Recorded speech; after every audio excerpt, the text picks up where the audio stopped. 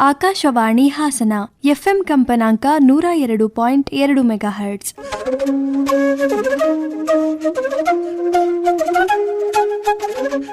ಸುರಗಿ ಸಾಹಿತ್ಯಿಕ ಸಂಚಿಕೆ.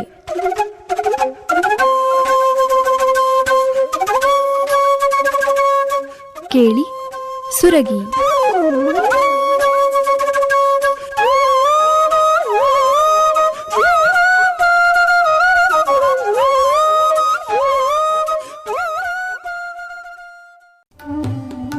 ಕೇಳುಗರಿಗೆಲ್ಲ ನಮಸ್ಕಾರ. ನಿಮಗೆಲ್ಲ ಇಂದಿನ ಸುರಗಿ ಸಾಹಿತ್ಯ ಸಂಚಿಕೆಗೆ ಪ್ರೀತಿಯ ಸ್ವಾಗತ. ಇದೀಗ ಲೇಖಕರು ಹಾಗೂ ಕನ್ನಡ ಉಪನ್ಯಾಸಕರೂ ಆದ ಡಾಕ್ಟರ್ ಎಚ್.ಎಸ್. ಸತ್ಯನಾರಾಯಣ ಅವರೊಂದಿಗಿನ ಸಂದರ್ಶನದ ಮುಂದುವರೆದ ಭಾಗವನ್ನ ಕೇಳೋಣ. ಸಂದರ್ಶಕರು ಸುಜಾತ ಎಫ್. ತಳವಾರ್. ನಮ್ಮ ಎಲ್ಲ ಪ್ರೀತಿಯ ಕೇಳುಗರಿಗೆ ನಮಸ್ಕಾರ. ಇಂದಿನ ಸುರಗಿ ಕಾರ್ಯಕ್ರಮಕ್ಕೆ ಸ್ವಾಗತ. ಸರ್, ಇಷ್ಟೊಂದು ಕೃತಿಗಳು ಪ್ರಕಟ ತುಂಬಾ ಕಡಿಮೆ. ನಾನು ಅಂದ್ರೆ ಇನ್ನ ತುಂಬಾ ಇದೆ ಅಂತ ಆಯ್ತು. ನಾನು ಬರೋಕ್ಕೆ ಬಂದದ್ದೇ ತುಂಬಾ ನಿಧಾನಕ್ಕೆ. ಅದಕ್ಕೆ ಮೊದಲು ಸಾಹಿತ್ಯ ಅಕಾಡೆಮಿಗೋ ಮತ್ತೊಂದಕ್ಕೋ ಪುಸ್ತಕಗಳನ್ನ ಸಂಪಾದಿಸಿ ಕೊಟ್ಟಿದ್ದೆ. ಬರೀಬೇಕು ಅನ್ನೋ ಉದ್ದೇಶ ಏನಿರ್ಲಿಲ್ಲ. ಆದ್ರೆ ಓದಿ ಎಲ್ಲ ಕಡೆ ಮಾತಾಡ್ತಿದ್ದೆ, ಪುಸ್ತಕನ ವಿಮರ್ಶೆ ಮಾಡ್ತಿದ್ದೆ, ವಿಮರ್ಶಾ ಲೇಖನಗಳನ್ನೆಲ್ಲ ಬರೀತಿದ್ದೆ, ವಿಮರ್ಶಕ ಅಂತ ಹೇಳಿ ಗುರುತಿಸ್ಕೊಂಡ್ಬಿಟ್ಟಿದೆ. ಅದು ಒಂಥರ ಖುಷಿ ಕೊಡ್ತಾ ಇತ್ತು, ನನ್ನನ್ನು ವಿಮರ್ಶಕ ಅಂತ ಕರೀತಾರೆ ಅಂತ. ಆದ್ರೆ ಎಷ್ಟು ಪುಸ್ತಕ ಬಂದಿದೆ ಅಂತ ಯಾರು ಕೇಳಿದ್ರೆ ನಾನಿಲ್ಲ ಅನ್ನೋ ತರನೇ ಸುಮ್ಮನೆ ಇದ್ದೆ. ನಾನೊಬ್ಬ ಬರೀದಿದ್ರೆ ಕನ್ನಡಕ್ಕೆ ನಷ್ಟ ಇಲ್ಲ, ಎಷ್ಟೊಂದು ಜನ ಬರೀತಾರಲ್ಲ ಅನ್ನೋ ಧೋರಣೆ. ಆದರೆ ಕೊರೋನಾ ಕಾಲದಲ್ಲಿ ನಾನು ಬರೆದೆ, ಆ ಬಿಡುವು ಸಿಕ್ತಲ್ಲ. ಆಮೇಲೆ ಹಾಸನದಲ್ಲೇ ಕೂತ್ ಬರ್ದಿದ್ದು ನಾನು ಮೊದಲನೇ ಲೇಖನ. ಆ ಪುಸ್ತಕದಲ್ಲಿ ಬರ್ದಿದ್ದೀನಿ ಕೂಡ. ಜಗದೀಶ್ ಅಂತ ನನ್ನ ಗೆಳೆಯನ ಮನೇಲಿ ಕೂತು ಬರೆದೆ. ಅವರು ಅಲ್ಮೇಲೆ ಹೆಂಗಾರು ಕೊರೋನಾ ಹೆಂಗಿದೆ ಅಂತ ಕೇಳಕ್ಕೆ ಅಂತ ಫೋನ್ ಮಾಡಿದ್ರು, ಹೇಗಿದೆ, ಏನ್ ಮಾಡ್ತಿದ್ದೀರಾ ಅಂತ. ಹಂಗೆ ಮಾತಾಡುವಾಗ ಆಕಸ್ಮಿಕವಾಗಿ ಪುತಿನ್ ಅವ್ರ ವಿಚಾರ ಬಂತು. ನಾನು ಅವರನ್ನ ನೋಡಿದ, ಮಾತಾಡಿದ. ಆ ಕೆಲವು ವಿಶೇಷವಾದ ಸಂಗತಿ. ಯಾವ ವಿಶೇಷವಾದ ಸಂಗತಿ ಅಂದ್ರೆ, ಕೇಂದ್ರ ಸಾಹಿತ್ಯ ಅಕಾಡೆಮಿ ಪುತಿನ್ ಅವ್ರಿಗೆ ಫೆಲೋಶಿಪ್ ಅನ್ನು ಅನೌನ್ಸ್ ಮಾಡ್ತು. ಕೇಂದ್ರ ಸಾಹಿತ್ಯ ಅಕಾಡೆಮಿ ಫೆಲೋಶಿಪ್ ಅಂತಂದ್ರೆ ಒಬ್ಬ ಲೇಖಕನ ಬದುಕಿನ ಅತ್ಯುಚ್ಚವಾದ ಗೌರವ. ಅದು ಅವ್ರಿಗೆ ಬಂತು ಅಂತ ಪೇಪರಲ್ಲಿ ಇತ್ತಲ್ಲ, ಅವಾಗೆಲ್ಲ ದೊಡ್ಡ ಸುದ್ದಿ ಆಗ್ತಿತ್ತು. ನಾನು ಒಂದು ಬೆಳಗ್ಗೆ ಜಯನಗರದಲ್ಲಿ ಪೇಪರ್ ಹಿಂಗೆ ತೊಗೊಂಡು ಪುತಿನಾಗ ಬಂತಲ್ಲ ಅದು. ಯಾಕಂದರೆ ನಾನು ಅವ್ರಿಗೆ ಪತ್ರ ಎಲ್ಲ ಬರೆದೆ, ಆಮೇಲೆ ಚಿಕ್ಕದ್ರಲ್ಲಿ ನೋಡಿದ್ದೆ ಅಲ್ಲ. ಹಿಂಗೆ ನೋಡ್ತಿರುವಾಗ ಅವರು ಎರಡೂ ಕಣ್ಣು ಕಾಣ್ತಿರ್ಲಿಲ್ಲ. ಮೊಮ್ಮಗನ ಹೆಗ್ಲ ಮೇಲೆ ಕೈ ಇಟ್ಕೊಂಡು ಹಿಂಗೆ ಎದುರಿಗೆ ಬಂದೇ ಬಿಟ್ರು ಜಯನಗರ ಟಿ ಬ್ಲಾಕಲ್ಲಿ. ಎಷ್ಟು ಆಶ್ಚರ್ಯ ಆಯಿತು ಅಂತಂದರೆ, ಆಮೇಲೆ ಸರ್ ಈಗ ತಾನೇ ನಾನು ನಿಮ್ಮ ಸುದ್ದಿ ಓದ್ತಿದ್ದೆ, ನಿಮ್ಮನ್ನೇ ನೋಡಿದ್ನಲ್ಲ, ಏನು ಯೋಗ ಸರ್ ಅಂತ ಒಂಥರ ಎಕ್ಸೈಟ್ಮೆಂಟ್ ಆಗಿ ನಾನು ಮಾತಾಡಿದಾಗ ಅವರು ಎಷ್ಟು ಪ್ರಶಾಂತವಾಗಿ, ಮಗು ನಂಗೆ ಎರಡು ಕಣ್ಣು ಕಾಣಲ್ಲ, ಆದರೆ ನಿನ್ನ ಧ್ವನಿಯಲ್ಲಾಗೋ ಸಂತೋಷ ನನ್ನ ಎದೆಗೆ ತಾಗ್ತಾ ಇದೆ. ಒಬ್ಬ ಕವಿಗೆ ಓದುಗನ ಮೆಚ್ಚುಗೆಗಿಂತ ದೊಡ್ಡ ಪ್ರಶಸ್ತಿ ಯಾವುದಪ್ಪ ಅಂತ ಹಿಂಗೆ ಕೇಳಿದ್ರು. ಎರಡನೇದಾಗಿ ಹಿಂಗೆ ನಾನು ಚಿಕ್ಕದ್ರಲ್ಲಿ ನಿಮ್ಮ ನಿಲ್ಲಿಸದಿರು ವನಮಾಲಿ ಹಾಡು ಕೇಳಿ ನಿಮಗೆ ಕಾಗದ ಬರೆದಿದ್ದೆ, ಹಿಂಗೆಲ್ಲ ಮಾತಾಡುವಾಗ ಹೌದೇ ಈಗಲೂ ನನ್ನ ಹತ್ರ ಪುತಿನ ಬರ್ತ ಕಾಗದಗಳಿದೆ. ನಾನು ಒಂದು ಆಲ್ಬಮ್ ಇಟ್ಕೊಂಡಿದ್ದೀನಿ. ಮಕ್ಕಳಿಗೆ ಪತ್ರಲೇಖನ ಮಾಡುವಾಗ ಡಿಜಿಟಲ್ ಬಂದ್ಬಿಟ್ಟು ಇದೆಲ್ಲ ಕಳ್ಕೊಂಡ್ಬಿಟ್ಟು ನೋಡಿ, ಕುವೆಂಪು ಕಾರಂತರ ಹ್ಯಾಂಡ್ ರೈಟಿಂಗ್ ಎಲ್ಲ ತೋರಿಸ್ತೀವಿ. ನಾವು ಒಂದು ಆಲ್ಬಮೇ ಮಾಡಿಟ್ಬಿಟ್ಟಿದ್ದೀನಿ. ಅದ್ರಲ್ಲಿ ಪುತಿನ ಅವ್ರ ಕಾಗದಗಳಿದೆ, ಕಟ್ಟಿಮನಿ ಅವ್ರದ್ದಿದೆ, ಗುರುರಾಮ್ ಸಮಯ್ಯಂಗಾರ್ದಿದೆ. ಹಂಗೆ ಹೇಳುವಾಗ ಅವರು ಆಯ್ತಪ್ಪ, ಇವತ್ತು ನಾವು ಮೇಲ್ಕೋಟೆಗೆ ಹೋಗ್ಬೇಕು ಅಂತಿದ್ದೀವಿ, ತಡ ಆಗುತ್ತೆ, ನಾವು ಹೊರಡ್ತೀವಿ ಅಂದರು. ರಸ್ತೆಯಲ್ಲಿ ವಾಕಿಂಗ್ ಹೋಗೋರು ನಿಲ್ಲಿಸ್ಬಿಟ್ಟಿದ್ದೀನಲ್ಲ. ನಾನು ನಿಮ್ಗೆ ಎರಡು ಕಣ್ಣು ಕಾಣಲ್ಲ, ಚೆಲುವನಾರಾಯಣನ್ ನೋಡಕ್ಕೆ ಯಾಕೆ ಹೋಗ್ತೀರಾ ಅಂದ್ಬಿಟ್ಟೆ. ಪೆದ್ದಾಗಿ ಹಿಂಗೆ ಕೇಳ್ಬಿಟ್ಟೆ. ಅವರು ಒಂದು ಕ್ಷಣ ಸುಮ್ಮನಿದ್ದು ಏನು ಹೇಳಿದ್ರು ಅಂದರೆ, ನೋಡು ಮಗು, ನನಗೆ ಕಣ್ಣು ಕಾಣೋ ತನಕನೂ ನಾನು ಅವನು ನೋಡಕ್ಕೆ ಹೋಗ್ತಾ ಇದ್ದೆ. ಈಗ ನಂಗೆ ಕಣ್ಣು ಕಾಣಲ್ಲ ನಿಜ, ಆದರೆ ಅವನು ನನ್ನನ್ನು ನೋಡಲಿ ಅಂತ ಹೋಗ್ತೀನಿ, ಅಭ್ಯಾಸ ತಪ್ಪಿಸ್ಬಾರ್ದು ಅಂತ ಹಿಂಗೆ ಹೇಳೋದ್ರಲ್ಲ, ಅದು ಏನೋ ಅಧ್ಯಾತ್ಮದ ಹೊಸ ಪರಿಭಾಷೆ ಥರ ನಂಗೆ ಕಾಣಿಸ್ಬಿಡ್ತು. ಅದನ್ನು ನಾನು ನನ್ನ ಅಪೂರ್ವ ಒಡನಾಟದಲ್ಲಿ ಬರೆದಿದ್ದೀನಿ. ಇದನ್ನೆಲ್ಲ ಅಲ್ಮೇಲೆ ಅಯ್ಯಂಗಾರ್ ಅವ್ರ ಹತ್ರ ಶೇರ್ ಮಾಡಿದೆ. ಹಿಂಗಂದ್ರು ಪುತಿನ ಅಂತಂದ್ಬಿಟ್ಟೆ. ಅಯ್ಯೋ ಎಷ್ಟು ಚೆನ್ನಾಗಿ ಹೇಳಿದ್ರಿ, ಇದನ್ನು ಬರೀರಿ ಸತ್ಯನಾರಾಯಣ ಅಂತಂದ್ರೆ. ನಾನು ಅವತ್ತೇ ಹಾಸನದಲ್ಲಿ ಬೆಂಗಳೂರಿಂದ ಬರ್ತಾ ಇದ್ದೆ, ಕೂತು ಜಗದೀಶ್ ಮನೇಲಿ ಕವಿ ಸಮಯ 1 ಅಂತ ಪೂತಿ ನಾನು ನೋಡಿದ್ ಬರೆದೆ, ಫೇಸ್ಬುಕ್ಕಲ್ಲಿ ಹಾಕ್ಬಿಟ್ಟೆ.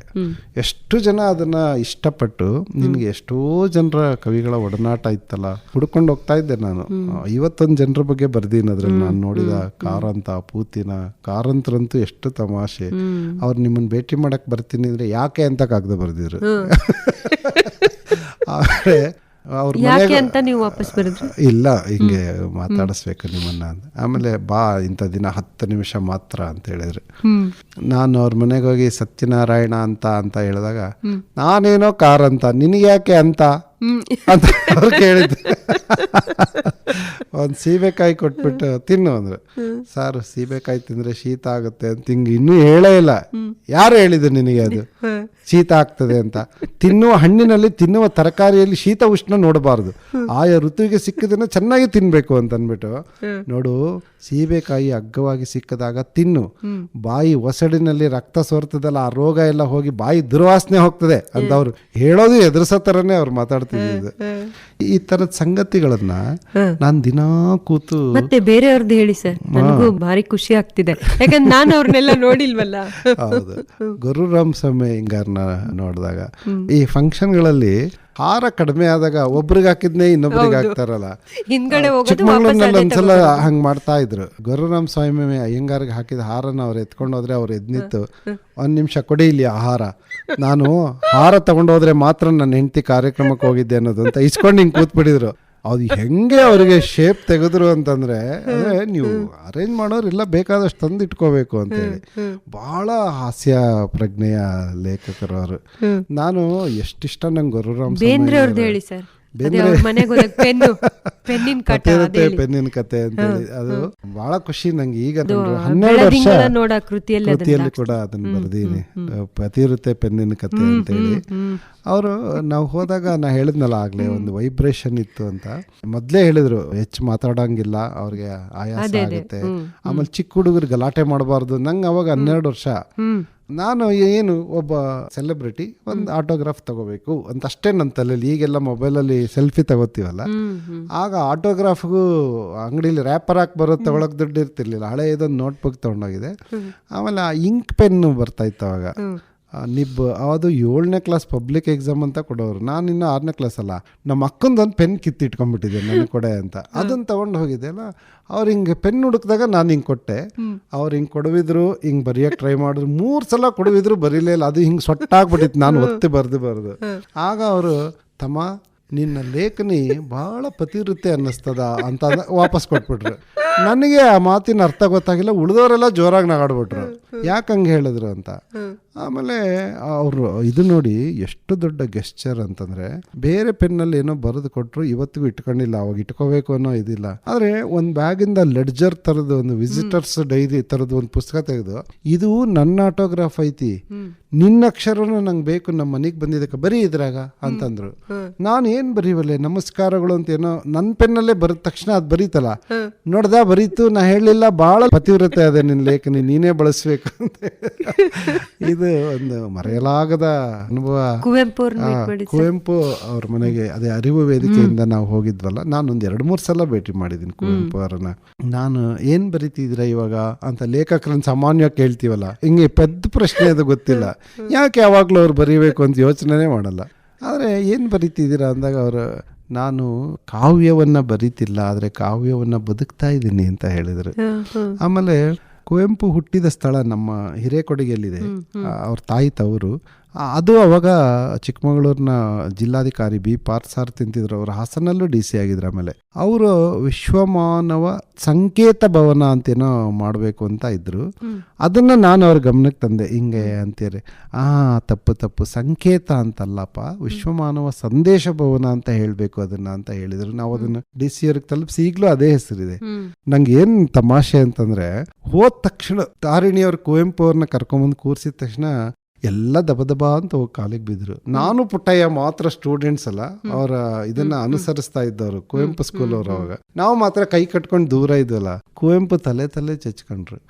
ಇದನ್ನ ಜೀವನ ಪೂರ್ತಿ ನಾನು ಹೇಳಿದ್ದು, ಇನ್ನೊಬ್ರು ಕಾಲಿಗೆ ಬೀಳ್ಬೇಡಿ ಅಂತ ಹಿಂಗ ನಾವು ಅದೊಂದು ಘಟನೆ ಮರೆಯೋಕೆ ಆಗಿಲ್ಲ. ಆಮೇಲೆ 2ನೇದು, ನೀವು ಮಾಡೋ ಕೆಲಸದಲ್ಲಿ ದೇವರಿರ್ತಾನೆ, ದೇವರನ್ನ ಬೇರೆ ಕಡೆ ಹುಡುಕ್ಬೇಡಿ, ಆ ಕೆಲಸದಲ್ಲಿ ಇರ್ತಾನೆ ಅಂದ ಮಾತು ಕೂಡ ನನಗೆ ಇವತ್ತಿಗೂ ನೆನಪಿದೆ. ಅವ್ರು ಒಂದು ಕಾಗದ ಬರ್ತಿದೆ, ಅವ್ರು ಶುಭಾಶಯ ಕಳಿಸಿದ್ದು ಇವತ್ತಿಗೂ ನನ್ನ ಹತ್ರ ಇದೆ. ಅವ್ರು ಅವಾಗ ಟೈಪ್ ಮಾಡಿಸಿ ಸೈನ್ ಮಾಡೋರು. ಕುವೆಂಪು ಜೊತೆ ಅನುಭವ ಇದೆ. ಕಾರಂತರದಂತೂ ಎಷ್ಟು ತಮಾಷೆ ಅಂದ್ರೆ, ಚಿಕ್ಕಮಗಳೂರಿಗೆ ಬಂದಿದ್ರು. ಹಿರೇಮಗಳೂರು ಕಣ್ಣನ್ನು ನಾವೆಲ್ಲ ದೇವಸ್ಥಾನಕ್ಕೆ ಅವ್ರು ಬರಲ್ಲ, ನಾಸ್ತಿಕರು ಅಂತ ಅಂದ್ಬಿಟ್ಟು. ಆಮೇಲೆ ಈ ಕಲ್ಲು ಇಷ್ಟು ಹಳೇದು ರಾಮಂದು ಬಂದು ನೋಡಿ ಅಂದ್ರೆ, ನಡೀರಿ ನೋಡೋಣ ಅಂತ ಬಂದ್ರು. ಆಮೇಲೆ ಆ ಟೈಮಲ್ಲಿ ಕಾರಿಂದ ಇಳಿಯುವಾಗ ಒಂದು ಕೋಲು ಊರ್ಕೊಂಡಿದ್ರು. ನಾನು ಕೋಲ್ ಇಸ್ಕೊಳಕ್ ಹೋದ್ರೆ, ಯಾಕೆ ನನ್ನ ಕೈಯಲ್ಲಿ ಕೋಲಿದ್ರೆ ನಿಮ್ಮ ದೇವರಿಗೆ ಭಯವಾ ಅಂತ ಕಾರಂತ್ರ ಕೇಳಿದ್ದು ಎಷ್ಟು ಚೆನ್ನಾಗಿತ್ತು ಅಂತ. ಆಮೇಲೆ ಹಿರೇಮಗಳೂರು ಕಣ್ಣನ್ ಸರ್ ಇದು ಈ ದೇವಸ್ಥಾನ ಇಷ್ಟು ಹಳೇದು ಅಂತೆಲ್ಲ ಹೇಳಿದಾಗ ಆ ಕಲ್ಲು ನೀವು ಹೇಳೋಷ್ಟು ಹಳೇದಲ್ಲ ಅಂದ್ಬಿಟ್ರು. ಅವ್ರಿಗೆ ನೋಡಿದ ತಕ್ಷಣ ನನಗೆ ಆ ಕಾರಂತತನ ಇದೆಯಲ್ಲ, ಆ ಥರದ ಕಾರಂತರನ್ನ ನೋಡಿದೀವಿ. ಚನ್ವೀರ್ ಕಣವಿ ಅವ್ರ ಮನೆಗೆ ಹೋದಾಗ ಟೋಪಿ ಹಾಕೊಳ್ತೀನಿ ರೀ ಫೋಟೋ ತೆಗಿಲಿಕ್ಕ, ಟೋಪಿ ಇಲ್ದಿದ್ರೆ ನನ್ ಗುರ್ತೆ ಸಿಗೋಲ್ದು ಜನಕ್ಕೆ ಅಂದ್ಬಿಟ್ಟು ಬೇರೆಯವ್ರು ಟೋಪಿ ಹಾಕ್ಬಾರ್ದು ಅಂತ ನಾನೇ ಹಾಕೊಂಡ್ಬಿಡ್ತೀನಿ ಅಂತ ಅವ್ರು ಹೇಳಿದ ಮಾತು. ಅಥವಾ ಕಲಬುರ್ಗಿ ಅವರನ್ನ ಭೇಟಿ ಮಾಡಿದಾಗ ಲೇಖನಿ ಜೊತೆ ಗುದ್ದಾಡೋದಕ್ಕೆ ಲೇಖನಿಯನ್ನು ಬಿಡಬೇಕೇ ಹೊರತು ಖಡ್ಗವನ್ನಲ್ಲ ಅಂತ ಅವ್ರು ಹೇಳಿದ್ದು. ಅಥವಾ GH ನಾಯಕರು ಜೊತೆ ಮಾತನಾಡುವಾಗ ವಿಮರ್ಶೆಯನ್ನು ತಕ್ಕಡಿ ಕೈಗೆ ಬಂದಾಗ ನ್ಯಾಯಾಲಯದ ತಕ್ಕಡಿಯ ಚಿತ್ರ ನಿಮ್ಮ ಕಣ್ಮುಂದೆ ಇರಬೇಕು, ಒತ್ತಾಯಕ್ಕೆ ಮಣಿಬಾರ್ದು ಆಮಿಷಗಳಿಗೆ, ಯಾರನ್ನೋ ಹೊಗಳುವ ತೆಗಳುವ ಒಂದು ಕೃತಿ ಸಾಕ್ಷಿಯ ನ್ಯಾಯ ಅನ್ನೋ ಮಾತು. ಆ ಸಂಶೋಧನೆಯ ಚಿದಾನಂದ ಮೂರ್ತಿಯವರ ದಾರಿನೋ, ಅಥವಾ ಶಿವರುದ್ರಪ್ಪನವ್ರನ್ನ ಮಾತಾಡ್ಸಕ್ ಹೋದಾಗ ಕೆಣಕೋದ್ ನಾವೆಲ್ಲ. ಅವರು ಸಮನ್ವಯ ಕವಿ ಅಂತ ಹೇಳೋರಲ್ಲ, ದಾವಣಗೆರೆ ಸಾಹಿತ್ಯ ಸಮ್ಮೇಳನದಲ್ಲಿ ನನ್ನನ್ನು ಸಮನ್ವಯ ಕವಿ ಎನ್ನಲಾಗುತ್ತಿದೆ, ಹಂಗೆ ಕರೆಯೋದು ನನಗೆ ಅಷ್ಟೇನು ಇಷ್ಟ ಇಲ್ಲ ಅಂತ ಹೇಳಿದ್ರು. ನಾವು ಇಂಟರ್ವ್ಯೂ ಮಾಡೋದು ಅವ್ರನ್ನ. ಅವ್ರು ಅದಕ್ಕೆ ಏನು ಉತ್ತರ ಹೇಳಿದ್ರು ಅಂತ ನೆನಪಿಲ್ಲ, ಆದರೆ ತುಂಬಾ ಸಿಟ್ಟು ಮಾಡ್ಕೊಂಡ್ಬಿಟ್ಟಿದ್ರು. ಅಂದರೆ ಹಾಗೆ ನರಸಿಂಹಸ್ವಾಮಿ ಅವರನ್ನು ಮಾತಾಡಿಸಿದಾಗ ಎಷ್ಟು ಚೆನ್ನಾಗಿತ್ತು ಅಂತಂದರೆ, ಸರ್ ನೀವು ಇದು ಗುಂಗುರು ಕೂದಲು ಹುಡುಗಿ ಬಗ್ಗೆ ತುಂಬ ಬರೀತಿರಲ್ಲ, ಆ ಥರ ಯಾರು ಲವರ್ ಇದ್ರ ಸರ್ ನಿಮಗೆ ಅಂತ ಕೇಳಿದ್ರೆ ಅವರು ಒಂಥರ ಹಿಂಗೆ ನೋಡೋದೇ ಸಿಟ್ಟಿನಲ್ಲಿ ಏನು ಹೇಳಿದ್ರೆ ಅದು ತುಂಬ ಹಿಂಗೆ ನೋಡ್ಬಿಟ್ಟು ಸುಮ್ಮನಿದ್ರು. ನಾವು ಈಗ ಬೈತಾರೇನೋ ಅಂತಂದರೆ ಹೊರಡುವಾಗ ನಾನು ಕಾಲೇಜಲ್ಲಿ ಓದುವಾಗ ಒಬ್ಳಿದ್ಲು ಅಂದಿದ ಮಾತು ನಂಗೆ ಈಗಲೂ ಬರ್ತಿಲ್ಲ ಮೇಡಮ್. ಅವರು ಮೆತ್ತಗೆ ಅಂದರೆ ವೆಂಕಮ್ಮನವ್ರು ಒಳಗೆ ಹೋಗೋದು ಹೋದ್ಮೇಲೆ ಹೇಳೋಣ ಅಂತ ಕಾಯ್ತಿದ್ರು ಏನೋ ಅಂತ ಅನ್ಸುತ್ತೆ. ಅವ್ರ ಪ್ರೇಮ ಕವಿತೆಗಳನ್ನೆಲ್ಲ ಓದ್ದವರು. ಆಮೇಲೆ ಮಾಸ್ತಿಯವ್ರಿಗೆ ಒಂದು ಮಗು ಕೇಳ್ಬಿಟ್ಟಿದೆ, ನೀವು ನಿಮ್ಮ ಹೆಂಡ್ತಿನಲ್ದೆ ಬೇರೆ ಯಾರನ್ನಾದ್ರೂ ಲವ್ ಮಾಡಿದ್ರಾ ಅಂತಂದಾಗ ಅವ್ರು ಎಷ್ಟು ಚೆನ್ನಾಗಿ, ಯಾಕೆ ಲವ್ ಮಾಡಿಲ್ಲ, ಬೇರೆ ಹೆಂಗಸ್ರು ನಾನು ಮಾಡಿದ್ದೀನಿ, ನನ್ನ ತಾಯಿ ಒಬ್ಬ ಹೆಣ್ಣು, ನನ್ನ ಹೆಣ್ಮಕ್ಳಲ್ವಾ ಅವನ್ನೆಲ್ಲ ನಾನು ಪ್ರೀತಿ ಮಾಡಿದ್ದೀನಿ ಅಂತ ಹೇಳಿದ ಮಾತು. ಈ ಥರದ ನೆನಪುಗಳು ತೇಜಸ್ವಿ ಅವ್ರ ಜೊತೆಗೆ ಸ್ವಲ್ಪ ತೇಜಸ್ವಿ.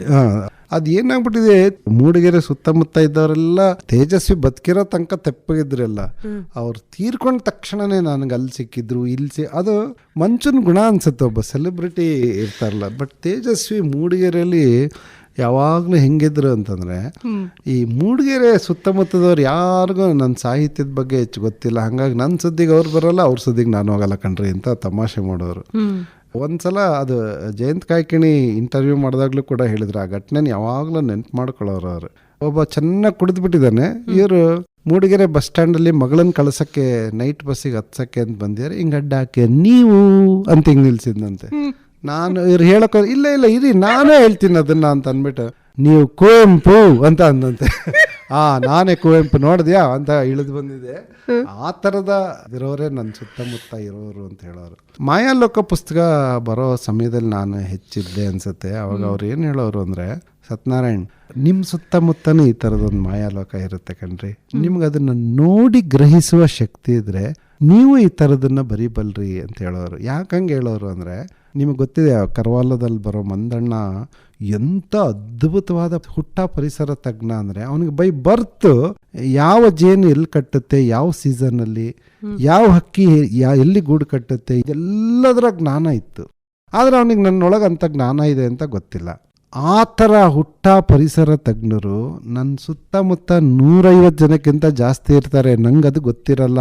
ಅವ್ರು ಬರೋ ಪಾತ್ರಗಳು ನೋಡಿ ನೀವು, ಅಲ್ಲಿ ಮಾರ, ಪ್ಯಾರ, ಚಿಂಕ್ರ ಮೇಸ್ತ್ರಿ, ಅಕ್ಕಮ್ಮ, ಕರಾಟೆ ಮಂಜ, ಈ ಥರದವರೆಲ್ಲ ಬರ್ತಾರಲ್ಲ, ಅವೆಲ್ಲ ಸ್ಥಳೀಯ ಪ್ರತಿಭೆಗಳು. ಅವುಗಳನ್ನು ಅಬ್ಸರ್ವ್ ಮಾಡುವ ವಿಶೇಷವಾದ ಕಣ್ಣು ತೇಜಸ್ವಿಗಿತ್ತು. ಅವ್ರು ಹೇಳೋರು, ನಮ್ಮ ಮನೆಗೆ ಬರೋರೆಲ್ಲ ಕರ್ವಾಲೋ ಅಂತ ವಿಜ್ಞಾನಿ ಇದ್ರ ಅಂತ ಕೇಳ್ತಾರೆ. ಅದೊಂದು ಕಾಲ್ಪನಿಕ ಪಾತ್ರ. ನಿಜವಾದ ಮಂದಣ್ಣನಂತವ್ರು ಅವ್ನು ನಿಜವಾದ ಪಾತ್ರ. Biryani Kariyappa live character. Post man Jabbar ಅಂತ ಬರ್ತಾನೆ, ಅವರೆಲ್ಲ ಇದ್ದವರು, ನನ್ನ ಒಡನಾಟದಲ್ಲಿ ಇದ್ದವರು. ಅವ್ರ ಕಡೆ ನಮ್ಮ ಓದುಗರು ಅಲಕ್ಷ್ಯದಿಂದ ಇರ್ತಾರೆ. ಇದು ಬಹಳ ದೊಡ್ಡ ದುರಂತ ಅನ್ನೋದು ತೇಜಸ್ವಿ ಅವ್ರು ಹೇಳ್ತಾ ಇದ್ದಿದ್ದು. ಆಮೇಲೆ ಆ ಆಫ್ ದ ರೆಕಾರ್ಡ್ ಅವ್ರೊಂದು ಮಾತು ಯಾವಾಗಲೂ ಹೇಳೋರು, ನಮ್ಮ ತಂದೆ ಜಗತ್ತಿನ ಶ್ರೇಷ್ಠ ತಂದೆ ಅಂದರೆ ನಮ್ಮ ಅಪ್ಪ ಕಣ್ರಿ ಎಂದಿರು ಒಂದ್ಸಲ. ನಾನು ಯಾಕೆ ಸಾರ್ ಕುವೆಂಪು ಮಹಾಕವಿ, ಜ್ಞಾನಪೀಠ, ರಾಮಾಯಣ ದರ್ಶನಂ ಅದಕ್ಕೆ ಅಂದರೆ, ಹಂಗಲ್ಲ ಕಣ್ರಿ, ಮಕ್ಕಳಿಗೆ ಅವರ ಇಚ್ಛೆಯ ಬದುಕನ್ನ ಕಟ್ಟಿಕೊಳ್ಳೋದಕ್ಕೆ ಅವಕಾಶ ಕೊಡ್ತಾರಲ್ಲ, ಇಚ್ಛಾ ಸ್ವಾತಂತ್ರ್ಯ ನಮ್ಮ ತಂದೆ ನನಗೆ ಕೊಟ್ಟರು. ನಾನು ಯೂನಿವರ್ಸಿಟಿಲಿ ಮೇಷ್ಟ್ರಾಗೇ ಇರಬೇಕು ಅಂತ ಅವರೆಲ್ಲರೂ ಹಠ ಹಿಡಿದಿದ್ರೆ ಇಲ್ಲಿಗೆ ಬರಕ್ ಆಗ್ತಾ ಇರಲಿಲ್ಲ. ಹೇರಿಕೆಯನ್ನ ಬಿಟ್ಟು ಮಗುವಿನ ಕನಸನ್ನು ನಾವು ಕೇಳಿಸ್ಕೋಬೇಕು. ಕನಸು ಕಾಣೋದನ್ನು ಮೊದಲು ಹೇಳ್ಕೊಡ್ಬೇಕು. ಆ ಕನಸಿನ ಆಯ್ಕೆಯ ದಾರಿಯಲ್ಲಿ ನೀವು ಮಾರ್ಗದರ್ಶನ ಮಾಡಬೇಕೇ ಹೊರತು ನಿಮ್ಮ ವಿಚಾರನೇ ಹೇರಬಾರ್ದು. ಇದನ್ನ ಮಾಡಿಬಿಟ್ರೆ ನಮ್ಮ ಮಕ್ಕಳು ಸರ್ಕಾರಿ ಕೆಲಸನೇ ಸಿಕ್ಬೇಕು ಅಂತ ಕಾಯ್ಕೊಂಡಿರಲ್ಲ. ಘನತೆಯಿಂದ ಬದುಕುವ ಯಾವ ಕೆಲಸ ಆದರೂ ನಾವು ಘನತೆಯಿಂದ ಬದುಕ್ತೀವಿ ಅಂತ ಆಯ್ಕೆ ಮಾಡ್ಕೊಳ್ಳೋದಕ್ಕೆ ಒಂದು ವಾತಾವರಣ ಕುವೆಂಪು ಅದನ್ನ ಮಾಡಿದ್ರಿಂದ ಜಗತ್ತಿನ ಶ್ರೇಷ್ಠ ತಂದೆ ಅಂತ ಅವರು ಹೇಳ್ತಾರೆ. ಬಹಳ ಒಳ್ಳೆ ಮಾತದು ಅಂತ ನನಗೆ ಅನ್ಸುತ್ತೆ. ಈ ಸಾಹಿತಿಗಳು ಅಂತಂದ್ರೆ ನನಗೇನೋ ಆ ಲೋಕ ಬಹಳ ಇಷ್ಟ. ಅವ್ರ ಜೊತೆ ಹೋಗ್ಬೇಕು. ನಂಗೆ ವೆಂಕಟಾಚಲ ಶಾಸ್ತ್ರಿಗಳು ನನ್ನ ಮೇಷ್ಟ್ರು. ಅವ್ರು ಹೇಳೋರು, ನೀವು 51 ಜನದ ಬಗ್ಗೆ ಬರ್ದಿರಲ್ಲ ಅಪೂರ್ವ ಒಡನಾಟದಲ್ಲಿ, ಅವ್ರನ್ನ ನೋಡ್ಬೇಕು ಅಂತ ಸುಮ್ಮನೆ ಏನು ಅನ್ಸಿರಲ್ಲ ನಿಮಗೆ. ಅವ್ರ ಬಗ್ಗೆ ಓದಿರ್ತೀರ, ಅವ್ರು ಬರ್ದಿದ್ದನ್ನು ಮೆಚ್ಕೊಂಡ್ರೆ ಮಾತ್ರನೇ ಒಬ್ಬ ಲೇಖಕನನ್ನು ಹೋಗಿ ನೋಡ್ಬೇಕು ಅನ್ಸ. ಹಂಗಾಗಿ ನಿಮ್ಮ ವಿಸ್ತಾರವಾದ ಓದು ಈ ಪುಸ್ತಕನ ಬರ್ಸಿದೆ ಅನ್ನೋರು HS ರಾಘವೇಂದ್ರ ರಾಯರು, ಕನ್ನಡದ ಅವ್ರು ನಂಗೆ ಹೇಳಿದ ಮಾತು, ನಿಮ್ಮ ಅಪಾರವಾದ ಓದು, ಅಪಾರವಾದ ನೆನಪಿನ ಶಕ್ತಿ, ಅಸಾಧ್ಯವಾದ ತುಂಟತನ, ಈ ಮೂರು ಈ ಪುಸ್ತಕನ ಬರ್ಸಿದೆ. ಎಲ್ಲ ಅವ್ರನ್ನ ಹೋಗಿ ಹೆಂಗ್ ಕೆಣಕಿದಿರ. SL ಭೈರಪ್ಪನವ್ರನ್ನ ನಾನು ಸರ್ ಬೆಂಗಳೂರಲ್ಲಿ ಭೈರಪ್ಪ ಅವರಲ್ವ ಅಂದರೆ ಅಲ್ಲ ಅಂದ್ಬಿಟ್ಟು ಹೋಗ್ಬಿಟ್ಟಿದ್ರು. ನಾನು ಆಮೇಲೆ MA ಮಾಡುವಾಗ ಹೋದೆ ಅಲ್ಲ, ಆಗ ನೀವೊಂದ್ಸಲ ಹಿಂಗೆ ಮಾಡಿದ್ರಿ ಸರ್ ಯಾಕೆ ಅಂತ ಕೇಳಿದ್ದೆ. ಅದಕ್ಕೆ ಅವ್ರು ಏನು ಹೇಳಿದ್ರು ಅಂದರೆ, ನಾನು ಹ್ಞೂ ಅಂದಿದ್ರೆ ನಂದು ಯಾವುದೋ ಪುಸ್ತಕದ ಬಗ್ಗೆ ಮಾತಾಡ್ತಾ ನೀವು ರಸ್ತೆಯಲ್ಲಿ ನಿಂತ್ಬಿಡ್ತಾ ಇದ್ರಿ, ನಂಗೆ ಸಮಯ ಇರುತ್ತೋ ಇಲ್ವೋ ಯೋಚನೆ ಮಾಡ್ತಿರ್ಲಿ ಅಲ್ವಾ, ನಾನು ಏನೋ ಒಂದು ಧ್ಯಾನಿಸ್ತಿರ್ತೀನಿ, ಅದಕ್ಕೆ ಭಂಗ ಬರ್ತಿತ್ತು. ಹಾಗಾಗಿ ಲೇಖಕನಾದವನ್ನ ಆ ಥರ ಖಾಸಗಿ ಕ್ಷಣಗಳನ್ನು ಕಾಯ್ದುಕೋಬೇಕಾಗತ್ತೆ ಅಂತ ಹೇಳಿದ್ರು. ನಾನು ಹಂಗಾರೆ ನಿಮ್ಗೆ ಯಾರನ್ನೂ ಮಾತಾಡಿಸ್ಬೇಕು ಅನ್ಸಲ್ವಾ ಸರ್, ಫ್ರೆಂಡ್ಸನ್ನ ನೋಡ್ಬೇಕಂದ್ರೆ ಏನು ಮಾಡ್ತೀರಾ? ಅದಕ್ಕೆ ನನ್ಗೆ ಯಾರನ್ನಾರು ನೋಡ್ಬೇಕು ಅನ್ಸರ್ ನಾನೇ ಅವ್ರ ಮನೆಗೆ ಹೋಗ್ತೀನಿ. ಆಗ ಅವ್ರಿಗೆ ಡಿಸ್ಟರ್ಬ್ ಆಗಲ್ವಾ, ನೀವು ಇದ್ದಕ್ಕಿದ್ದಂಗೆ ಹೋಗ್ಬಿಟ್ರೆ? ಹಿಂಗೆ ತಿವಿಯೋ ಥರ ನೋಡಿದ್ರು ಅವ್ರು ನನ್ನ. ಈ ಥರ ಸುಮ್ಮನೆ ತುಂಟತನದ ಪ್ರಶ್ನೆಗಳು. ಈಗ ವೈದೇಹಿ ನನ್ನ ಅತ್ಯಂತ ಮೆಚ್ಚಿನ ಲೇಖಕಿ ವಿಜಯ ದಬ್ಬೆ ಇದ್ರು, ಅವರ ಸ್ಟೂಡೆಂಟ್ ನಾನು. ಅವರು ವೈದೇಹಿ ಮುಂದೊಂದು ದಿನ ಎಂಥ ಶಕ್ತಿಶಾಲಿ ಲೇಖಕಿಯಾಗಿ ಬೆಳೀತಾರೆ ನೋಡಿ ಅಂತ ಅವರ ಆರಂಭದ ಕಥೆಗಳ ಬಗ್ಗೆ ನಾವು ಅವ್ರ ಅಕ್ಕು ಇದೇನು ವಿಚಿತ್ರವಾಗಿದೆಯಲ್ಲ ಈ ಕತೆ ಅಂತ ನಾನು ಅವ್ರ ಜೊತೆ ಹೋದಾಗ ಅವ್ರ ಕಥೆಗಳ ಬಗ್ಗೆ ನಾನು ಎಷ್ಟಿಷ್ಟ ವೈದೇಹಿ ಅಂತಂದ್ರೆ, ನೀವು ಅವ್ರು ಯಾವ ಕತೆ ಬಗ್ಗೆ ಕೇಳಿದ್ರು ನಾನು ಮಾತಾಡಬಲ್ಲೆ, ಅಷ್ಟು ಓದ್ಕೊಂಡಿದ್ದೀನಿ. ನಂಗೆ ವಿಶೇಷವಾಗಿ ಇತ್ತೀಚೆಗೆ ಹೊಸ ತಲೆಮಾರಿನ ಅವ್ರ ಜೊತೆ ಒಡನಾಟ ಜಾಸ್ತಿ. ಇವತ್ತು ನಮ್ಮ ಕನ್ನಡದಲ್ಲಿ ತುಂಬಾ ಚೆನ್ನಾಗಿ ಬರೆಯೋ ಕಥೆಗಾರರಿದ್ದಾರೆ. ನಾನು ಹೆಸರು ಹೇಳಿದ್ರೆ ಒಬ್ಬರ ಹೆಸರು ಹೇಳೋ ಒಬ್ಬರ ಹೆಸರು ಬಿಟ್ಟಂಗಾಗುತ್ತೆ. ಆದ್ರೆ ನಾಡಿನ 4 ಕಡೆಯಿಂದ ಗಮನಿಸಿದ್ರೆ ನಮ್ಮ ಕಥಾ ಪ್ರಕಾರಗಳಲ್ಲಿ ಇತ್ತೀಚೆಗೆ ನಾನು ತೀರಾ ಇತ್ತೀಚೆಗೆ ಬೀಜದ ಮನುಷ್ಯ ಅಂತ ಅಮರೇಶ್ ಗಿಣಿವಾರ ಅವ್ರ ಸಂಕಲನ, ನಿನ್ನೆ ಕೂಡ ಒಂದು ಕತೆ ಓದ್ದೆ ನಾನು, ಕೊಲಾಸೆ ಅಂತ. ಎಷ್ಟು ಚೆನ್ನಾಗಿ ಬರೀತಾರೆ ಇವತ್ತು ಬರೀತಿರೋ ಕಥೆಗಾರರು. ಸ್ವಾಮಿ ಪೊನ್ನಾಚಿ ಇರ್ಬೋದು, ಅಥವಾ ಚೀಮನಹಳ್ಳಿ ರಮೇಶ್ ಬಾಬು ಅಂತ ಒಬ್ಬ ಸೈಂಟಿಸ್ಟ್ ಆತ, ಆದರೆ ಎಷ್ಟು ಅದ್ಭುತವಾಗಿ ಕನ್ನಡದಲ್ಲಿ ಬರೀತಾರೆ. ಹಾಗೆ ಕಾವ್ಯದಲ್ಲಿ ಚಾಂದ್ ಪಾಷನೋ ಅಥವಾ ನಮ್ಮ ಆರಿಫ್ ರಾಜ, ಈತ ತುಂಬಾ ಪ್ರತಿಭಾವಂತರು ಇವತ್ತು ನಮ್ಮ ನಡುವೆ ಇದ್ದಾರೆ. ಏನಾಗ್ತದೆ, ಅವ್ರಿಗೆ 25 ವರ್ಷದಲ್ಲಿ ಬರೆದಿರುವ, ಅಂದ್ರೆ 21ನೇ ಶತಮಾನದ ಈಚಿನ ಪ್ರವೃತ್ತಿಗಳ ಬಗ್ಗೆ ಒಂದು ಬರೆಯೋಣ ಏನಾದ್ರು ಅಂತಂದ್ರೆ ಒಂದು ಹಿಡಿತಕ್ಕೆ ಸಿಗ್ತಾ ಇಲ್ಲ. ಅದು ಆ ಥರದ ಕೈ ಯಾವುದು ಕಾಲು ಯಾವುದು ಇದ್ರ ಸ್ವರೂಪ ಏನು ಅಂತ ಗ್ರಹಿಸೋದ್ರಲ್ಲೇ ಒಬ್ಬ ವಿಮರ್ಶಕ ಸೋಲ್ತಾ ಇದ್ದಾನೆ ಅಲ್ವಾ? ಯಾಕಂದ್ರೆ ಅದೊಂದು ಸವಾಲಾಗ್ಬಿಟ್ಟಿದೆ. ಯಾಕಂತಂದ್ರೆ ಖಂಡ ಕಾವ್ಯಗಳನ್ನು ಬರೆದವ್ರು ತಗೊಂಡ್ರೆ ಒಂದು ರಾಶಿ ಜನ ಇವತ್ತು ನಿಮ್ಮ ಎದುರಿಗೆ ಖಂಡ ಕಾವ್ಯ ತಂದು ಇಡೋರಿದ್ದಾರೆ. ಅದು ಎಷ್ಟು ಒಳ್ಳೊಳ್ಳೆ ಕಾವ್ಯಗಳು ಬಂದಿದೆ, ನಾಟಕಗಳಲ್ಲಿ ಹೊಸಬ್ರು ಬಂದಿದ್ದಾರೆ, ಸಂಶೋಧನೆಯಲ್ಲಿ ಇದ್ದಾರೆ, ವಿಮರ್ಶೆಯಲ್ಲಿ ರವಿಕುಮಾರ್ ನೀಹಾ, ರಾಜೇಂದ್ರ ಪ್ರಸಾದ್, ರಂಗನಾಥ್ ಕಂಟನ್ಕುಂಟೆ, ಈ ತರದ ಪ್ರಜ್ಞಾ ಮತ್ತಿಹಳ್ಳಿ ಅಂತ ವಿಮರ್ಶಕಿಯರು, ಸಬಿತಾ ಬನ್ನಾಡಿ, ಈ ತರ ಎಲ್ಲ ಪ್ರಕಾರಗಳಲ್ಲೂ ಹೊಸ ತಲೆಮಾರನ್ನ ರೂಪಿಸ್ತಾ ಇದೆ. ಕಾಲನೇ ರೂಪಿಸುತ್ತೆ ಯಾವಾಗ್ಲೂ. ಈಗ ಹೊಸ ಪ್ರಬಂಧಕಾರರು ಎಷ್ಟು ಚೆನ್ನಾಗಿ ಲಲಿತ ಪ್ರಬಂಧಗಳನ್ನು ಬರೀತಾರೆ ಅಂದ್ರೆ, ಅವ್ರನ್ನ ಓದ್ಬೇಕಾದ್ರೆ ನನಗೆಲ್ಲೂ ಹಿರಿಯ ಪ್ರಬಂಧಕಾರರ ಛಾಯೆ ಕಾಣ್ತಾನೆ ಇಲ್ಲ. ಅದು ಬಹಳ ಒಳ್ಳೆ ಬೆಳವಣಿಗೆ. ಈಗ ಅವರನ್ನು ಅನುಸರಿಸದೆ ಹೊಸದೇನನ್ನೋ ಕುರಿತು ಬರಿತಾ ಇದಾರಲ್ಲ. ನೀವು ಅಶ್ವಥ ಅಂತ ನೆನಪಿರ್ಬೋದು, ಕೂದುವಳ್ಳಿ ಅವರು ಅಶ್ವಥ ಅನ್ನೋ ಹೆಸರಿನಲ್ಲಿ ಬರೆದ್ರು. ಅವರು ಮುನಿಯನ ಮಾದರಿ, ರಂಗನಾಯಕಿ ಇಂಥದ್ದೆಲ್ಲ ಬರೆದ್ರಲ್ಲ, ಸಿನಿಮಾ ಆಯ್ತಲ್ಲ, ಅವರು ಎಷ್ಟು ಉದಾಸೀನವಾಗಿದ್ರು ಗೊತ್ತಾ, ಪ್ರಶಸ್ತಿ ಪುರಸ್ಕಾರ ಈ ತರದ್ರ ಬಗ್ಗೆ ಎಲ್ಲ. DN ಶಂಕರ ಭಟ್ರು ಕನ್ನಡದ ಬಗ್ಗೆ ಎಷ್ಟು ಕೆಲಸ ಮಾಡಿದಂಥವ್ರು ನೋಡಿ, ಅವ್ರಿಗೆ ನಾಡೋಜ ಪ್ರಶಸ್ತಿ ಕೊಟ್ಟಾಗ ಅವ್ರು ಹೋಗ್ಲೇ ಇಲ್ಲ ಇಸ್ಕೊಳ್ಳೋಕೆ. ಯೂನಿವರ್ಸಿಟಿಯವ್ರ ಮನೆಗೆ ಬಂದಾಗ ನಾನು ನಿಮ್ಗೆ 10 ನಿಮಿಷ ಮಾತ್ರ ಸಮಯ ಕೊಡ್ತೀನಿ, ನಂಗೆ ಟೈಮ್ ಇಲ್ಲ ಅಂತ ಹೇಳಿದ್ರು. ಅಷ್ಟು ಉದಾಸೀನವಾಗಿ ತೇಜಸ್ವಿ ಅಂತ ಕೈಯಿಂದನೂ ಮುಟ್ಟು ನೋಡಿದವರಲ್ಲ ಪ್ರಶಸ್ತಿಯನ್ನ. ಹಂಗೆ ಆ ಥರದೊಂದು ಉದಾಸೀನತೆಯನ್ನ ಬೆಳೆಸ್ಕೊಳ್ಳೋ ಕಾಲದಲ್ಲಿ ನಾವಿಲ್ಲ. ಯಾಕಂದ್ರೆ ಕನ್ನಡದಲ್ಲಿ ಮಾತ್ರ ಅಲ್ಲ, ಎಲ್ಲ ಭಾಷೆಗಳಲ್ಲೂ ಪ್ರಶಸ್ತಿಗಳು ನೂರಾರು ಸಾವಿರಾರು ಬಂದ್ಬಿಟ್ಟು ಯಾರಿಗಾದ್ರೂ ಕೊಡಬೇಕು ಅನ್ನೋದು, ಅದಕ್ಕೆ ಅರ್ಜಿ ಹಾಕೋದು, ಪೈಪೋಟಿ, ಅದರ ಆಚೆಗೆ ಬಿಡಿಸ್ಕೊಂಡು ತನ್ನ ಪಾಡಿಗೆ ತಾನು ಬರೆಯುವಂತಹ ಬರವಣಿಗೆ ಅಷ್ಟೇ. ಮುಂದಿಂದೇನೋ ಅದನ್ನ ನಿರೀಕ್ಷೆ ಮಾಡಬಾರ್ದು. ಅದಕ್ಕೆ ವಿಮರ್ಶೆ ಬಂತ, ಅದಕ್ಕೆ ಪ್ರಶಸ್ತಿ ಬಂತ ಅಂತ ಒಂದು ಕಲಾಕೃತಿಯನ್ನ ಅಷ್ಟೇ ನೀಡೋದು ನನ್ನ ಕೆಲಸ. ನನ್ನಲ್ಲಿರೋ ಈ ಆಕೃತಿಯನ್ನ ಕಲಾಕೃತಿಯಾಗಿ ಹೇಗೆ ಪರಿವರ್ತಿಸ್ತೀನಿ ಅನ್ನೋ ಆ ಧ್ಯಾನಸ್ಥ ಸ್ಥಿತಿಯ ಇದು ಹೊಸ ತಲೆಮಾರಿನವ್ರು ಬೆಳೆಸ್ಕೋಬೇಕು ಅಂತ ನಾನು ಹೇಳ್ತಾ ಇರ್ತೀನಿ. ಒಂದು ಹಿರಿಯರನ್ನ ಓದಲ್ಲ, ಯಾಕೆ ಓದ್ಬೇಕು? ಏನು ನಷ್ಟ ಏನಾಗೋದಿಲ್ಲ.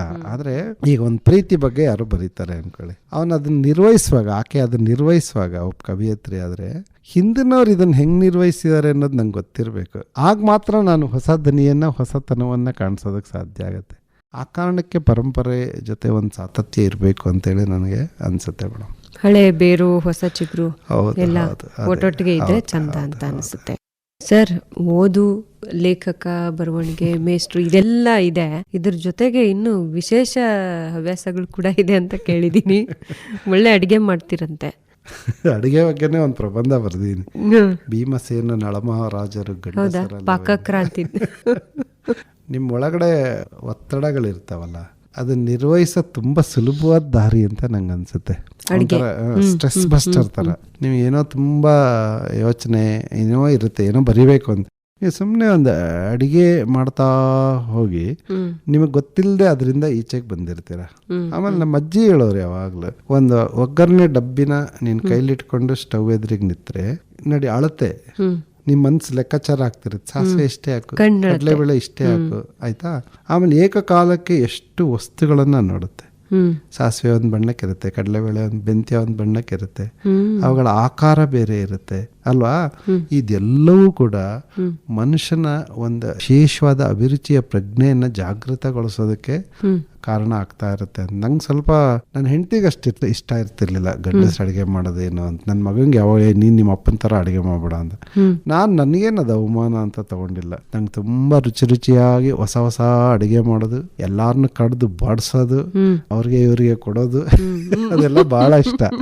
ಹಾಗಾಗಿ ತುಂಬಾ ಎಂಜಾಯ್ ಮಾಡ್ತೀನಿ ನಾನು ಅಡಿಗೆ ಮಾಡೋದು. ಎಷ್ಟು ಶಿಸ್ತಂದ್ರೆ, ಈಗ ಬೆಂಗಳೂರಿಂದ ಬಂದಿರ್ತೀನಿ, ನನ್ನ ಅಕ್ಕಂದ್ರ ಪಕ್ಕದ ಮನೆಯವರ ಸಾಂಬಾರ್ ಕೊಡ್ತೀನಿ ಅಥವಾ ನಮ್ಮ ಮನೆಗೆ ಊಟಕ್ಕೆ ಬಂದಿದ್ರೆ ನಾವು ಹೋಗಲ್ಲ. ಹೋಗಿ ಸ್ನಾನ ಮಾಡಿ ಮನೆಯೆಲ್ಲ ಕ್ಲೀನ್ ಮಾಡಿ ಅಡಿಗೆ ಮಾಡ್ಕೊಂಡು ಊಟ ಮಾಡಿದ್ರೇನು ಒಂದು ತೃಪ್ತಿ. ನಂಗೆ ಮಾಡಕ್ ಬರುತ್ತಲ್ಲ ಅನ್ನೋ ಥರ. ಆಮೇಲೆ ಅದಕ್ಕೆ ಹೆಚ್ಚು ಸಮಯ ಏನು ಕೊಡ್ಬೇಕಿಲ್ಲ. ನಾನು ಇವಾಗ ಬೆಳಗ್ಗೆ ವಾಕಿಂಗ್ ಹೋಗಿ ಬಂದ್ರೆ ಒಂದು 10 ನಿಮಿಷ ಮೆಸೇಜು ಅದು ಇದು ನೋಡಿ ಉತ್ತರ ಹೇಳಿ, ಆಮೇಲೆ ಒಂದು ಅರ್ಧ ಗಂಟೆ ಅಡಿಗೆ ಮಾಡಿದ್ರೆ ಇಡೀ ದಿನಕ್ಕೆ ಸಾಕದು. ಆಮೇಲೆ ನಾನು ಆರಾಮಾಗಿ ಓದ್ಕೊಂಡು ರೆಡಿಯಾಗಿ ಹೋಗ್ಬೋದು ಅಂತ ಹೇಳಿ. ಬಟ್ ಅದ್ ನಂಗೆ ಇಷ್ಟ ತುಂಬಾ. ಊಟ ಮಾಡಕ್ಕೆ ಯಾರಿಗೆ ಚೆನ್ನಾಗಿ ಗೊತ್ತಿರುತ್ತೋ ಅವ್ರಿಗೆ ಅಡಿಗೆ ಮಾಡಕ್ಕೂ ಇಷ್ಟ ಆಗುತ್ತೆ. ನಮ್ಮ ಅಜ್ಜಿ ಏನ್ ಹೇಳೋರು ಅಂದ್ರೆ, ಅಡಿಗೆ ಮಾಡೋರಿಗೆ ಒಂದು ಅಂತಃಕರಣದಿಂದ ಮಾಡಬೇಕು ಅನ್ನೋರು. ನೀವು ನಾನು ಮಾಡಿದ್ದನ್ನು ಇವರೆಲ್ಲ ಇಷ್ಟಪಟ್ಟು ತಿಂತಾರೆ, ಮೆಚ್ತಾರೆ. ಹಂಗಾಗಿ ಆ ಪ್ರೀತಿ ಬೆರೆಸಿ ಮಾಡ್ತೀವಲ್ಲ, ಆಗ ನೀರಿಗೆ ಒಗ್ಗರಣೆ ಕೊಟ್ಟರು ಚೆನ್ನಾಗಿರುತ್ತೆ. ಅದನ್ನ ಯಾವಾಗಲೂ ಇದನ್ನ ತುಂಬಾ ಜನ ಹೇಳ್ತಾ ಇರ್ತಾರೆ. ನಮ್ಮ ಅಜ್ಜಿನೂ ನಮಗೆ ಅದನ್ನ ಹೇಳೋರು, ಹಿರಿಯರು ನೋಡಿ ಏನೇನು ಹೇಳ್ಕೊಡೋರು ಅಂತ ಅಂದ್ಬಿಟ್ಟು ಅಲ್ವಾ. ಹೊಸದೇನು ಇಲ್ಲ, ಎಲ್ಲ ಹೇಳಿದ್ದಾರೆ, ನಮಗ್ ಹೊಸದಷ್ಟೇ. ಅವ್ರು ಈಗ ನನ್ನ ಅಜ್ಜಿ ಬದುಕಿದ ಬದುಕೇನಿದೆ ಅದನ್ನ ನಾನ್ ಬದುಕ್ಬೇಕಾದ್ರೆ ನನಗದು ಹೊಸದಾಗಿರುತ್ತೆ. ಆಮೇಲೆ ಅದನ್ನ ನೆಕ್ಸ್ಟ್ ಜನರೇಷನ್ಗೆ ದಾಟಿಸ್ಬೇಕು. ಅದು ಅಡಿಗೆ ಇರ್ಲಿ, ಆಚಾರ ವಿಚಾರ ಇರ್ಲಿ, ಭಾಷೆ ಇರ್ಲಿ, ಯಾವುದೇ ಇರ್ಲಿ, ನಮ್ಮ ಮೇಲೆ ಎಷ್ಟು ದೊಡ್ಡ ಜವಾಬ್ದಾರಿ ಇರುತ್ತೆ ಅಂದ್ರೆ ಒಳ್ಳೇದನ್ನ ನಮ್ಮ ಕಾಲಕ್ಕೆ ಬೇಡ. ಪರಂಪರೆನೇ ಹೋಳಿಗೆ ಮಾಡೋದ್ರಗಳೇ, ಸಜ್ಜಪ್ಪ ಮಾಡೋದ್ರಗಳೇ, ಇದು ಯಾರು ಮಾಡ್ತಾರೆ ಅಂತಲ್ಲ. ಬಾ ನಾನ್ ಮಾಡ್ತೀನಿ ನೋಡು ನಾನು ಹಳೇದನ್ನ ಅಂತ. ನಿಮ್ಗೊಂದು ಖುಷಿ ಇದ್ದಾಗ ನಿಮ್ ಮಗ ಅದನ್ನ ಗಮನಿಸ್ತಾ ಇರುತ್ತೆ. ನನ್ನಮ್ಮ ಇದನ್ನ ಎಂಜಾಯ್ ಮಾಡ್ತಾಳೆ, ನಾನು ಕಲಿತೀನಿ. ಮೇಲೆ ಅಲ್ಲಿಂದ ನೆಕ್ಸ್ಟ್ ಜನರೇಷನ್ಗೆ ಹೋಗುತ್ತೆ. ಅದೇ ತರನೇ ಬಂದಿರೋದು ನಮಗೆ ಅಲ್ವಾ. ನಮ್ಮ ಬದುಕೆಲ್ಲ ನಾನು ಏನು ಇವತ್ತು ಬದುಕ್ತೀನೋ ಅದರಿಂದ ನನ್ನ ಅಜ್ಜ, ಅಜ್ಜಿ, ಮುತ್ತಜ್ಜ, ತಂದೆ, ತಾಯಿ ಎಲ್ಲರೂ ಇರ್ತಾರೆ. ಸರ್ ನಿಮ್ ಜೊತೆಗೆ ಗಂಟೆಗಟ್ಲೆ ಅಲ್ಲ ದಿನಗಟ್ಲೆನೆ ಮಾತಾಡ್ಬೋದು. ಹಂಗ ಅನಿಸ್ತಿದೆ ನನಗೀಗ. ಸರ್ 1,000 ಕವನಗಳನ್ನ ನಾನು ಹೇಳ್ತೀನಿ ಅಂತ ನನಗೆ ಹೇಳ್ತಾ ಇದ್ರಿ ಅದೇ ಭಾವಗೀತೆ ತುಂಬಾ ಇಷ್ಟ. ನಾ ಹೇಳಿದ್ನಲ್ಲ ಆಗ, ಚಿತ್ರಗೀತೆಗಳದೊಂದು ಲೋಕ ಇದೆ ನನಗೆ. ಆಕಾಶವಾಣಿಯಲ್ಲಿ ನಾನು ವಿಶೇಷವಾಗಿ ಆಕಾಶವಾಣಿನ ಯಾಕೆ ಇದ್ ಮಾಡ್ತಿರ್ತೀನಿ ಅಂದ್ರೆ, ಆಕಾಶವಾಣಿ ಬಗ್ಗೆನೇ ಒಂದು ಲೇಖನ ಬರ್ದೀನಿ ನಾನು ನಿಮಗೆ ಕೊಡ್ತೀನಿ ಪ್ರಬಂಧದಲ್ಲಿ. ರೇಡಿಯೋ ತಂದ ಖುಷಿ ಇದೆಯಲ್ಲ, ಅದರಲ್ಲಿ ಒಂದ್ಸಲ ನಾನು ನನ್ನ ಫ್ರೆಂಡ್ ಚಿಕ್ಕದ್ರಲ್ಲಿ ಚೆನ್ನಾಗಿ ಜಗಳ ಮಾಡ್ಕೊಂಡಿದ್ವಿ. ಇನ್ಮೇಲೆ ಅವನ ಮುಖ ಹಂಗೆ ಏನೋ ಮಾತಾಡ್ತೀವಲ್ಲ, ನೀನ್ ಸತ್ರು ನಾನು ನಿನ್ ಮುಖ ನೋಡಲ್ಲ ಹಂಗೆ ಹಿಂಗೆ ಅಂತ. ಆಮೇಲೆ ಎಲ್ಲೋ ಬಸ್ಸಿಗೆ ಕಾಯ್ತಾ ಕೂತಿದಾಗ ಯಾರ್ದೋ ರೇಡಿಯೋದಲ್ಲಿ ವೀರಸವೆಂಬ ವಿಷಕ್ಕೆ ಬಲಿಯಾದೇ ತಕ್ಕೆ ಸುಖ ಶಾಂತಿ ನಾಶಕ್ಕೆ ಅಂದ ತಕ್ಷಣ ನಾನು ಅವನ ಮುಖ ನೋಡಿದೆ, ಅವ್ನು ನನ್ನ ಮುಖ ನೋಡಿ ನಗಾಡ್ಬಿಟ್ಟ. ಒಂದು ಹಾಡು ಎಂತ ಪರಿಣಾಮ ಮಾಡ್ತು ಅಂತಂದ್ರೆ, ಇನ್ನೊಂದು ಉದಾಹರಣೆ ಹೇಳ್ತೀನಿ ನೋಡಿ. ಕಾಕನಕೋಟೆ ಮಾಸ್ತಿಯಾರ್ದಿದೆಯಲ್ಲ, ಅದ್ರಲ್ಲಿ ಅವಳ ಕಾಡಿನ ಹುಡುಗಿ ಮೊಲ್ಲೆ ಅಂತ, ಅವಳ ಸೂರ್ಯೋದಯ ನೋಡಿ ನೇಸಾರ ನೋಡು ಅಂದೆ. ನಾನು ರೇಡಿಯೋದಲ್ಲಿ ಕೇಳಿದ್ದು. ಆಮೇಲೆ ನೇಸರ ಪದಕ್ಕೆ ಅರ್ಥ ಗೊತ್ತಿಲ್ಲ. ಯಾರೋ ಹುಡುಗಿ ಸರ ಹಾಕೊಂಡು ಯಾರಿಗೋ ಸರ ತೋರಿಸ್ತಾಳೆ ಅನ್ಕೊಂಡು ರಸ್ತೆಲಿ ನೀ ಸರ ನೋಡು ಅಂತ ಹಿಂಗೆ ಆಡ್ತಾ ಇದೆ. ಒಬ್ಬ ರಿಟೈರ್ಡ್ ಟೀಚರ್ ನಾರಾಯಣ ಮೂರ್ತಿಗಳು ಅಂತ, ಅವ್ರು ಹಿಂಗೆ ಕೈ ಹಿಡಿದು ಏನು ಹೇಳಿದ್ದು ಅಂದ್ರೆ, ನಾನು ನೀಸರ ನೋಡು, ನೀಸರ ಅಲ್ಲ ಅದು ನೇಸರ ಅಂತ ಅಚ್ಚ ಕನ್ನಡದ ಪದ ಗೊತ್ತಾ ನಿಂಗೆ ಅದ್ರ ಅರ್ಥ ಅಂತ ಕೇಳಿದ್ರು. ನಾನು ಇಲ್ಲ ಅಂದೆ. ಹೋಗ್ರಿ ನಿಘಂಟು ತೆಗೆದು ನೋಡು ಅಂದ್ರು. ನಮ್ಮ ಮನೇಲಿ ಡಿಕ್ಷನರಿ ಇರ್ಲಿಲ್ಲ, ಲೈಬ್ರರಿಗೆ ಹೋದೆ. ನೋಡಿ ಅವ್ರು ಒಂದು ಮಾತು ನನ್ನ ಮೇಲೆ ಎಷ್ಟು ಪರಿಣಾಮ ಬೀರ್ತು ಅಂದ್ರೆ, ಆ ಆಲ್ಫಾಬೆಟಿಕಲಿ ನಾ ನೇ ನೀ ಹುಡ್ಕೋದು ಯಾರಿಗೆ ಗೊತ್ತಾಗುತ್ತೆ. ಯಾರೋ ಹಿರಿಯರು ತೆಗೆದು ತೋರಿಸಿದ್ರು, ನೇಸರ ಅಂದ್ರೆ ಸೂರ್ಯ ಅಂತ, ಸೂರ್ಯನ ಅವಳು ಹೇಳಿದ್ದು ಅಂತ. ನನ್ಗೆ ಅದೆಲ್ಲ ಮರ್ತೋಗಿ ನಾನೊಂದು ನಿಘಂಟು ತಗೋಬೇಕು, ನಮ್ಮನೇಲಿ ಒಂದು ಲೈಬ್ರರಿ ಮಾಡಬೇಕು ಅಂತ ನಾನು ಮೊಟ್ಟ ಮೊದಲು ತಗೊಂಡಿದ್ದೆ ಕನ್ನಡದ ರತ್ನಕೋಶ. ಇವತ್ತಿಗೂ ಇದೆ ನನ್ನ ಹತ್ರ. ನಾನು ಮೊದಲು ತಗೊಂಡಿದ್ದು ₹2 ಕೊಟ್ಟು.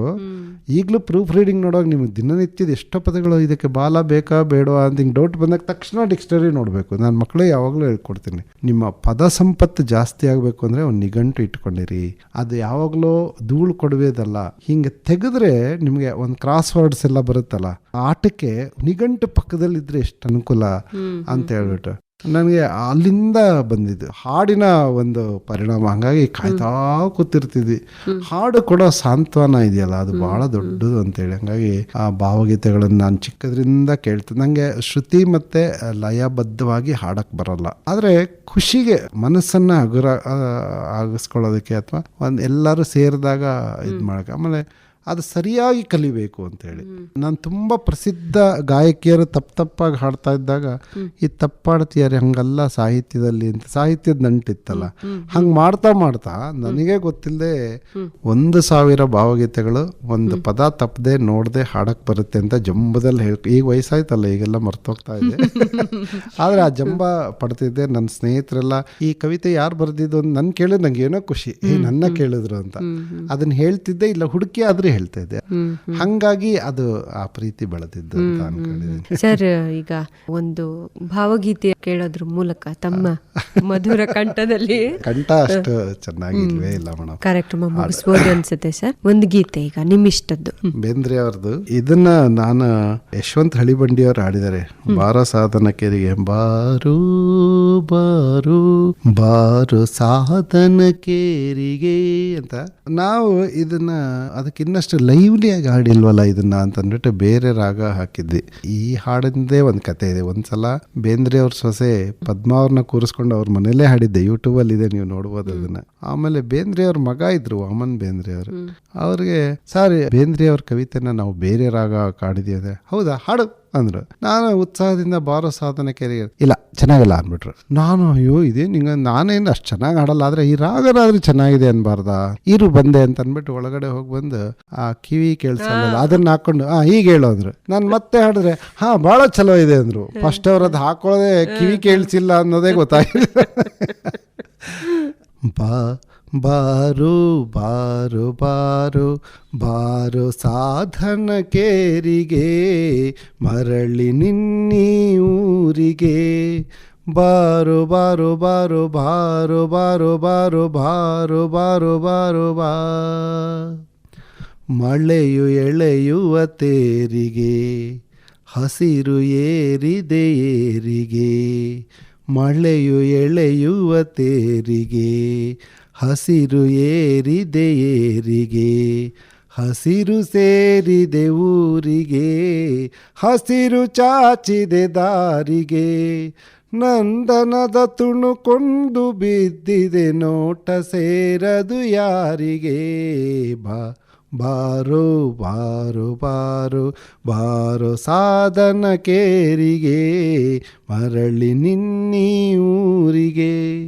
ಮಲೆಯ ಮೊಗವೇ ಹೊರಳಿದೆ, ಕೋಕಿಲಕ್ಕೆ ಸವಿ ಕೊರಳಿದೆ. ಮಲೆಯ ಮೊಗವೇ ಹೊರಳಿದೆ, ಕೋಕಿಲಕ್ಕೆ ಸವಿ ಕೊರಳಿದೆ.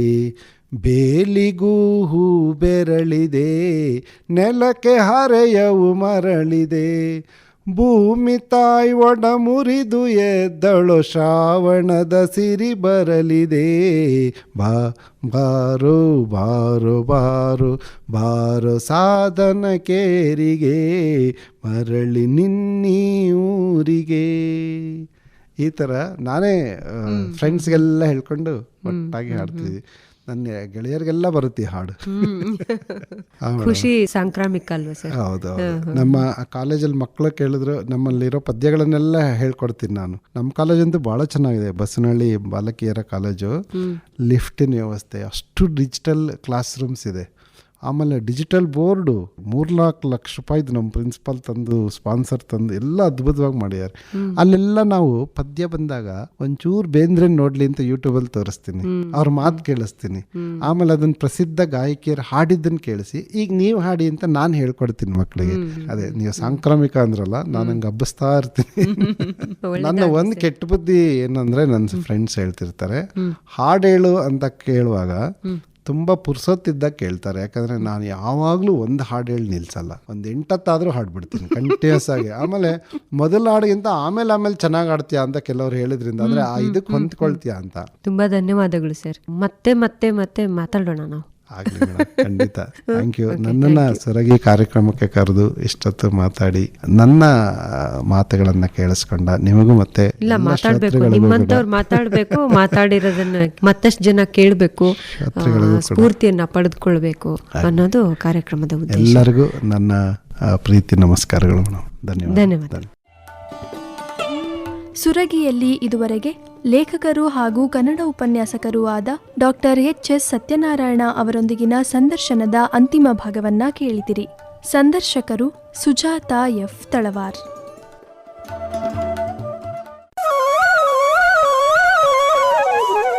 ಇದುವರೆಗೆ ಸುರಗಿ ಸಾಹಿತ್ಯಿಕ ಸಂಚಿಕೆ ಪ್ರಸಾರವಾಯಿತು.